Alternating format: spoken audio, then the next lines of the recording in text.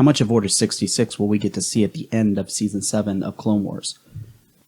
My hope is that we get to see a lot of it, and that we get to see it from the perspective of the clones, maybe just a little bit more than what we did in Revenge of the Sith. Of course, the main storyline of the Siege of Mandalore, which is supposed to be the final arc of the Clone Wars, will be with Darth Maul, Rex, and Ahsoka. Before we get too much farther into this, though, do have to give a spoiler warning. There will be spoilers for the Clone Wars, Rebels, and, if you haven't read it yet, the Ahsoka novel. Highly recommended. So what we know from Star Wars Rebels and from the Ahsoka novel is that Rex and Ahsoka were there at the end of the Siege of Mandalore. And we know from the Ahsoka novel that they had Maul captured, and that Ahsoka pretty much had to make a decision of whether to save Rex or whether or not to destroy Maul. And of course, we know that she decided to save her friend. This entire ordeal had to be something that's really emotional. I mean, first of all, you have Ahsoka, who has these clones that are turning against her. But then you have Rex, who has had his inhibitor chip removed and has to make a decision. And as much as it probably wasn't that difficult of a decision, it wasn't probably easy either. I mean, he had to turn against his own brothers to do what was right. So I think it'll be really cool to see just how he reacts to that situation. You know, he's always been one to mostly follow orders, but he has in certain arcs kind of gone against them and done what he felt was the right thing to do. And that's what makes Rex one of the best characters in all of Star Wars. Really quick before I get on this, if you want to help support the channel, please like, subscribe, comment. I also have a book. Wrote it a few years ago. I really want to work on a sequel, so check it out in the description below.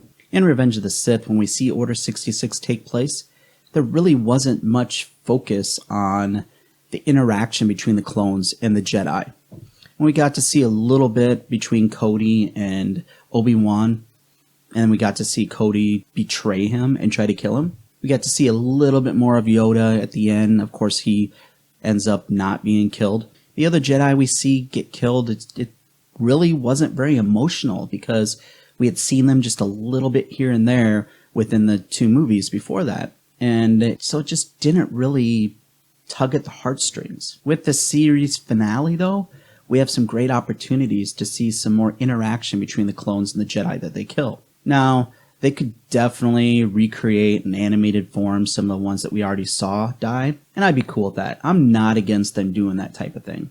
I mean, there's a certain scene from Star Wars Rebels between Obi-Wan and Maul that I'd love to see recreated live action. But what I really want to see is I want to see some different Jedi and how the situation affects them. This would mean that they'd have to spend just a little bit of time kind of building a relationship between particular clones and maybe some characters that we haven't really spent much time with Jedi-wise. But I think in the end it'd be worth it, you know, taking a little bit of time out of the main storyline to do that.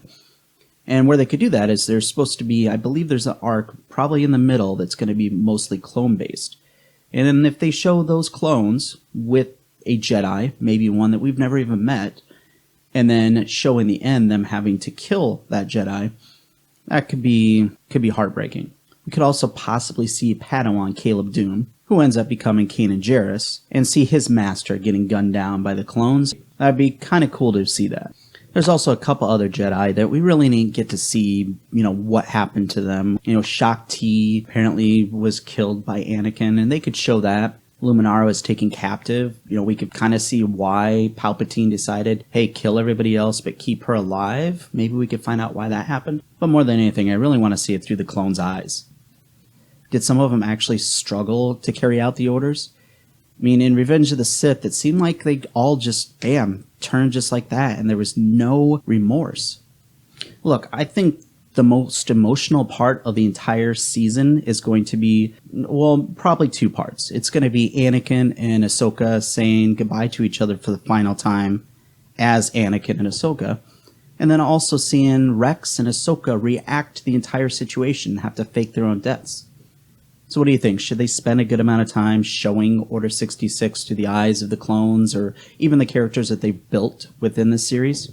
Let me know in the comments. And may the Force be with you. Thank you to everyone who has watched our videos. We are really enjoying making these. If you'd like to support our continued efforts, please subscribe and follow. You can also check out my novel, For a Cry from the Shadows. There's a link in the description below.